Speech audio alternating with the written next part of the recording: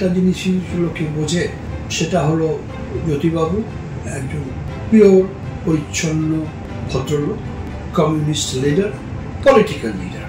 আমি ওনাকে কিন্তু এভাবে চিনি না। পলিটিক্যাল লিডার বা মার্কসিস্ট লিডার, কমিউনিস্ট লিডার, লোকে যে যাই বল, আমি ওনাকে চিনি মানুষ হিসেবে। বাইরের লোকেরা যেটা জানে, আমি বলবো যে একেবারে ডিফারেন্ট পার্সোনালিটি, অন্দরে এবং বাইরে। মানুষ হিসেবে আমি চিনি, পলিটিক্যাল লিডার হিসেবে অ্যাজ এ সেড চিনি না।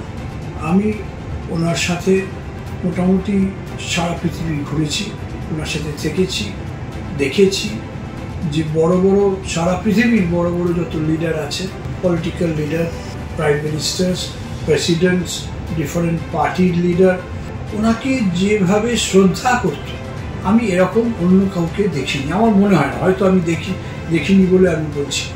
ওনার মধ্যে যে পার্সোনালিটিটা ছিল, সেই পার্সোনালিটির লিডার আজকালকার দিনে পাওয়া খুব মুশকিল।